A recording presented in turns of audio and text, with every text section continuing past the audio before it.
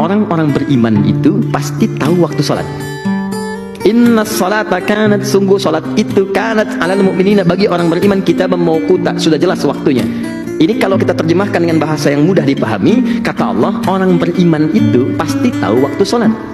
Jadi kalau Anda mengaku beriman tapi tidak paham waktu sholat, berarti ini menunjukkan tingkatan yang lemah dalam imannya. Maka dibagilah oleh para ulama itu dengan panggilan azan. Bagaimana cara membaginya? Dibagi kepada 3 level. Ada yang standar, standar keimanan.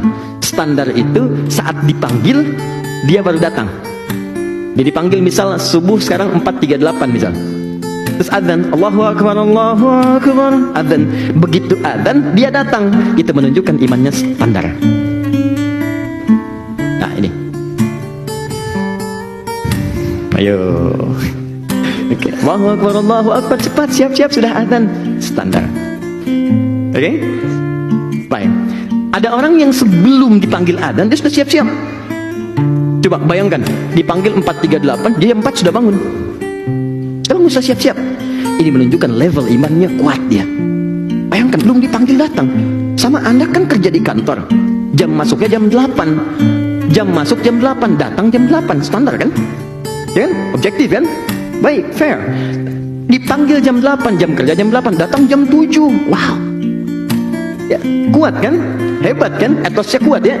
Sama, dipanggil 4.38, datang jam 4. Ini orang hebat.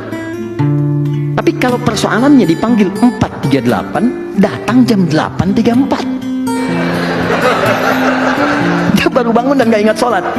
Ya, dia cuma tahu skornya 3-1 misalnya kan. Begitu bangun 3-1, Muhammad Salah ngegolin kan. Nah, tapi maaf, untuk urusan sholat dia tidak paham. Ini menunjukkan imannya lemah. Nah, ini tiga-tiganya itu dirangkum oleh Al-Quran di Quran surah kedua ayat 152, paling kanan sebelah bawah di mushaf. Kata Allah, fadhkuruni adzkurukum. Ingat saya, maka aku pun akan mengingatmu.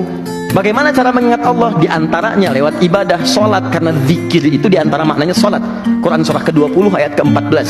Wa aqimis sholata li dzikri, tunaikan sholat sebagai zikir. Kata Allah, ingat saya, zikir kepada saya, amalannya sholat, dipanggil azan.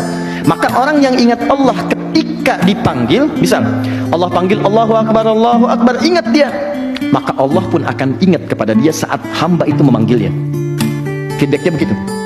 Jadi kalau Anda misalnya berdoa nih, ya Allah, mohon, Anda biasanya dipanggil oleh Allah, baru respon, maka Allah pun merespon Anda saat Anda memanggilnya. Kalau Anda nggak doa, Allah nggak perhatikan Anda.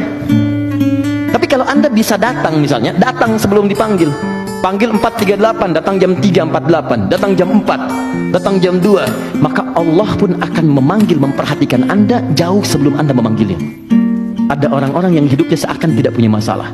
Padahal bukan tak punya masalah, sebelum dihadapi diringankan masalahnya oleh Allah sebelum dia memanggilnya.